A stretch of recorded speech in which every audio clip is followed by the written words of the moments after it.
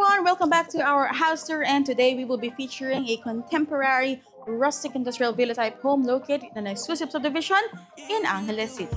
This is near Clark, Koreatown, and Friendship area, also in close proximity to, of course, Clark International Airport and our drive to Subic and other major business establishments. If you are in search for a property in this location, looking for an investment or Airbnb or a second home for relaxation, then this property is for you. So sit back and please don't forget to click like, subscribe, and hit the notification bell to get more updates on our videos. This is your host Anna, and we're Blueprint Properties, Pampanga. If you do one favor, just stay with me.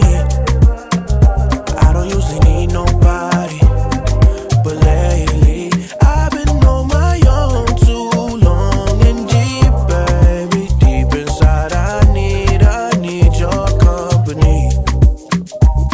One favor, you make me feel favored. One favor,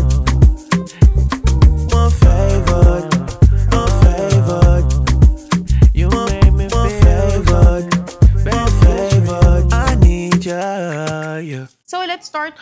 This property has a lot area of 300 square meters at ang ating floor area ay 500 square meters floor area. So maluwang siya, malaki siya. This is your pool side at very spacious siya. If you can see from where your view, pwede ka maglagay ng mga long tables that would accommodate 10 people na apat. Dalawa dito, dalawa dyan. Very spacious siya. Mas makikita nyo pa yung luwang dyan mamayang iikot tayo. Alright, this is your pool side and this is your pool area or this is your pool. Its measurement is approximately 3 by 12 meters. At ang depth natin ay 5, 6, 7. Ayan, mahaba siya.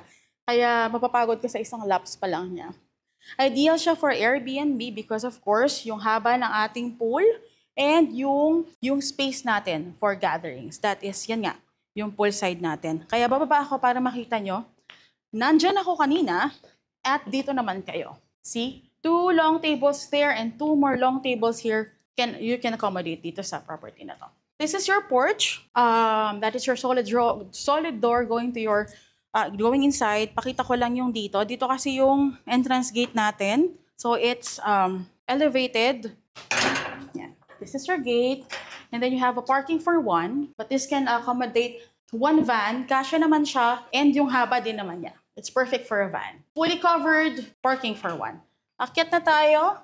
Very straightforward lang naman siya from here. Yung facade ng property natin will just show you the montage kasi may mga linilinis pa sila. Kaya nag-start na tayo dito sa ating, sa loob na mismo ng ating property. You can see from here, meron tayong glass window, floor to ceiling. That is your living area na may view sa yung, I don't know what to call this, but poolside na lang siguro at yung pool area. Pasok na tayo. Smart lock, key, passcode or card. Okay, pagpasok natin, yung property natin is owned by a Korean and also ang architect natin, Korean din. Kaya kung mapapansin ninyo, pagpasok mo, you have this portion with your shoe cabinet. Ayan, meron kang, actually mga shelves to for keys or anything there. And then this is a intercom and also for your doorbell. Meron kang speaker and your, of course, your camera. Your living area, spacious. And as you can see, you have a view of your poolside and a view of your pool area. This is fixed, so hindi yan nabubuksan. Floor to ceiling glass window or right now it's a glass wall. Sa gitna, as you can see, you have your aircon built-in siya. You have cove lights and you have pin lights din. Dito sa ating wood panels dito, serves as your partition and this can also serve as your TV rack. Dito yung TV, you can nakastand dyan or you can also mount your TV here. This is your dining area na meron kang access to your pool area. This is your pool area. Paglabas mo dito. Straightforward lang din naman siya, so I won't show you much of it dito dahil we don't have plans but we have, you know, just the pool. Oo nga, ang lalim nga dito. Kanina sabi ko, 7 feet. Hindi, pero now that I went here, oo nga. Okay, your dining area. Pwede kang maglagay ng table, a round table or rectangular table. Kasya ang 10-seater na dining set or dining table. Pwede. Tapos spacious pa siya. Your formal kitchen, breakfast nook. You can add stools here for kasha. At meron kang socket dito just in case that you want this to be your coffee corner or coffee maker, pwede rin dyan. Drop light, ang cute. Tignan mo naman siya. Diba? Ang cute niya kasi nag-complement siya dito sa design ng nook natin. May mga gold siya. Aircon is included, of course. This one, you can open this for ventilation or, your nook, meron ka rin mga drawers dito. And they're large drawers. You have large drawers. Soft close naman yung mga yan. Your formal kitchen also has your cooktop. Oh, I did not notice this. Meron siyang exhaust fan. Yeah, you just turn it on. Cutlery drawer. At meron kang condiments rack. You have a single bowl stainless steel sink pero large naman ang size niya. As you can see, may drainer na rin siya, and you have this for your soap. Stainless steel yan.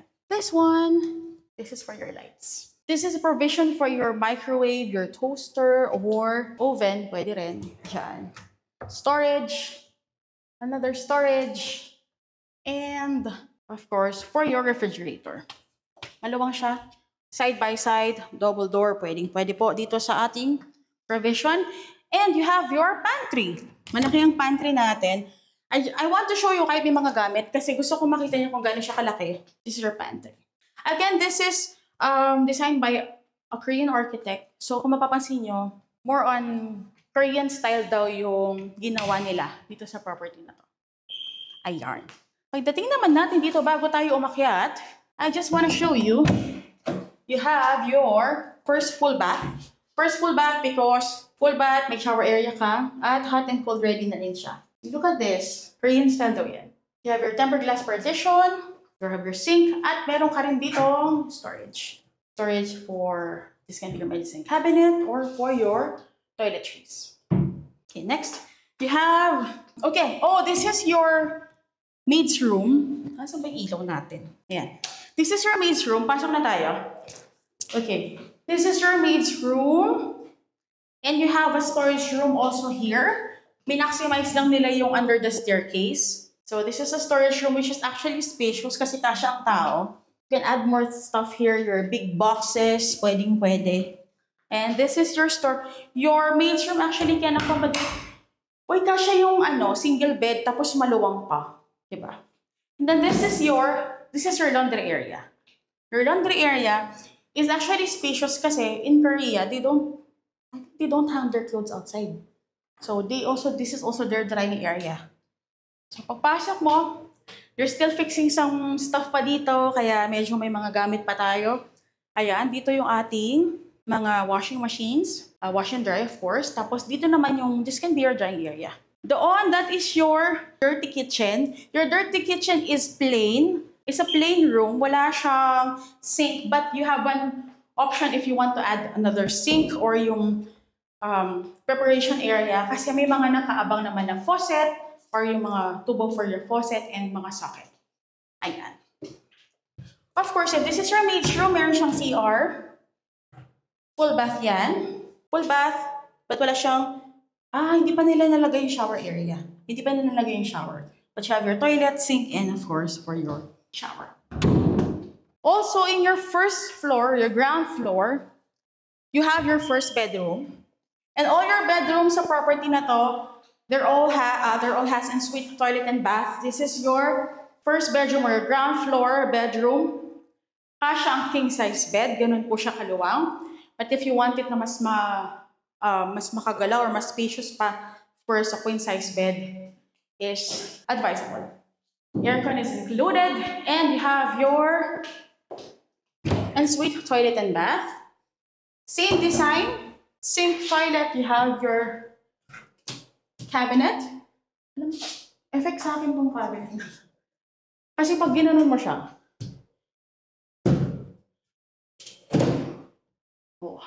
it opens up like that. Tapos, soft close siya, pero parang siya nagpa-magnet. Tempered glass partition, of course, your shower area, hot and cold ready, linear yung drainage natin. Floor to ceiling tiles. At as you can see, may exhaust fan dyan sa taas. At very spacious siya. Okay. Bago ka pumasok sa room kanina, pagbukas mo, nandito na yung iyong built-in cabinet. Diba? Tignan mo yung design niya. Very Korean, diba? Comment na lang kayo. Nakalimutan ko yung brand niya kasi mayroong certain brand yung mga Korean that they're looking for na parang famous in Korea. Yun yung, I think yun yung doon sa last house tour natin or condo tour natin. Yung kina Miss Jinky. So, hello Miss Jinky, shout out po. Yun yung mga gamit nilang materials. Okay, akit na tayo. Your stairwell or your staircase, meron tayong step lights. Metal yung handrail natin. And meron tayong mga fluted panels for design. Ayan, makikita mo rin dyan yung fluted panels na design natin or accent wall natin. Your chandelier. Yung chandelier is like, kung naisip nyo yung sa Beauty and the Beast, yung chandelier nga na candles. This is your family area. Ang luwang, di ba? Kaya nga ideal siya for villa. Kaya nga villa type home, di ba? Nandiyan na yung aircon natin. At, pwede ka mag-mount ng TV dito. Or, if you prefer a projector, pwede ka mag-project ng movie dito. This is your balcony. L-type yung balcony natin. Kaya pagdating mo dito, pa-L siya. Yan. Yung balcony natin, so from there, hanggang sa front na yan. Na nakikita nyo sa labas. So this is your balcony. It's more of a view deck or a vent place. Papampahangin. Pasok na tayo. You have, I think this is sunbreaker din. A metal sunbreaker. Pasok na tayo. Nung tinitignan namin yung mga rooms, we're looking for a master bedroom but they don't have one. Pare-pareho yung design. Halos the same din yung cut niya because like, I think it's made for, yun nga, a villa type home for Airbnb, for investment, and also a second home. You know, if you want a second home for relaxation or your rest house, this can be your property. Built-in cabinets, your dresser or your weekend vanity area or study area. Ang laki dito. King size bed, kasha. You still have space there for your lamp if you want a lamp at doon. This is your bedroom 1 sa yung second floor, and of course it has an ensuite toilet and bath. Same design, same colors, same measurement.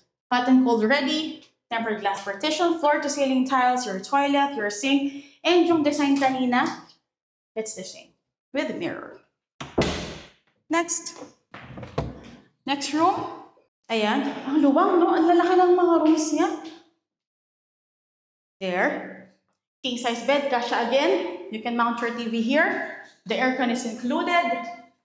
At, ito, hinahanap ko yung built-in cabinet. Ito yung built-in cabinet natin. May drawer din pala siya, guys. And of course, soft close siya. A suite toilet and bath. Same color, same tiles, same measurement. I know, this is parang mas maluwang to. Same design, pati yung shower natin, same. Linear drainage, floor to ceiling tiles. Again, may for your towel, for your tissue. Mas mahaba to, mas malaki dito. Tapos dito. Dito you can put your plants, speakers, pwede dyan. That's your second bedroom. This is your third. Ayan. Oh, I forgot what they call this. Nakalimutan ko. But, diba? Ito yata yung iba yung design. Kasi, tignan mo.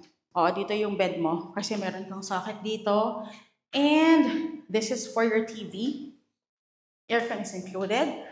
Tapos yung access mo to your balcony. You have there. This is your vanity mirror. This is your vanity area with drawers. May fluted panels dyan. You have your mirror. And this is your bathroom. Spacious. This is bigger. This is bigger. Tapos kung ayaw mo sindihan yung ilaw dahil mayroon kang dito, you have a window. Pwede naman. Tempered glass partition. Same yung design ng ating cabinets. Magkaiba lang yung size nila. Okay. Lastly, your fourth bedroom. This is your fourth bedroom. Okay. Oh, okay. So it has the same design as that one, pero iba yung partition niya.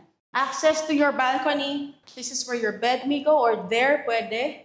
You can mount your TV here, or you can mount your TV here. You have options kung paano mo i-arrange yung iyong bedroom. Of course, meron kang ensuite toilet and bath. Yan. This time, nasa gitna yung sink. Nasa dulo yung toilet. But the design is almost the same. Mirror. Tempered glass partition. Shower area. Floor-to-ceiling tiles. Hot and cold ready shower. Linear drainage. At yung tiles natin parehong-pareho yung color niya. Dito lang siya nagkaroon ng pagkakaiba. Vertical yung design ng yung mirror for your vanity area. And of course, your built-in cabinet. Balik tayo sa family area. And that's it. So if you're interested, balik tayo sa ground floor para sa ating recap for more details. Let's go! And for our recap, dito tayo sa ating very beautiful na formal kitchen. This is a contemporary rustic industrial villa type home located in an exclusive subdivision in Angeles City. And this is near Clark, Koreatown, and Friendship area with a 15-minute drive to Clark International Airport and an hour drive to Subic. It has a pool area, so I would say that that is the highlight. Pinaka-highlight siguro ng property na to is the pool area and yung pool side natin because it's perfect for gathering. And also, yung mga bedrooms natin, we have 5 bedrooms with ensuite toilet and bath. So lahat talaga may kanya-kanyang bathroom, which I think is ideal for yun nga mga Airbnb, for villas, for second home, rest house, relaxation. And yung kitchen with, gusto ko yung pantry kasi maluwang yung pantry natin. And also, ano pa ba? The location actually, yung location na to is, yun nga, it's near Clark. Also, malapit din siya sa mga restaurants na na-feature sa TikTok.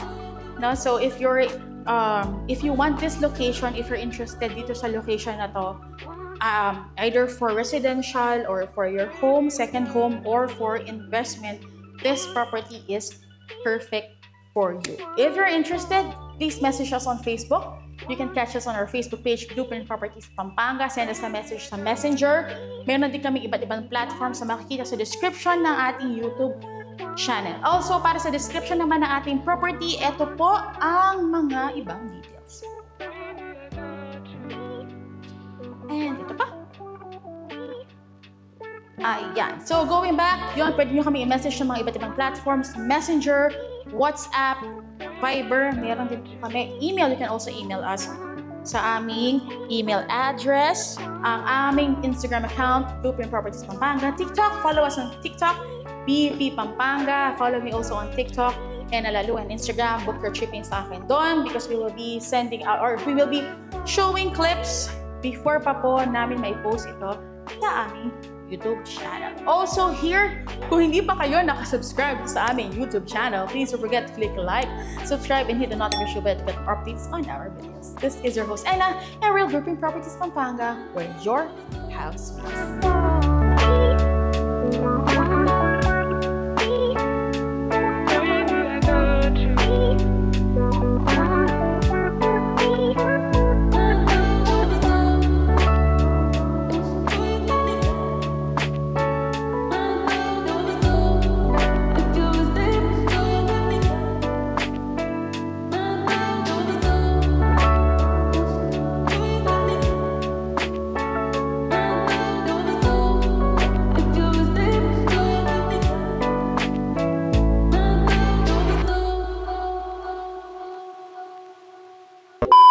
Okay, ulit. Very rustic in... Hi! Oh, you are... Hi!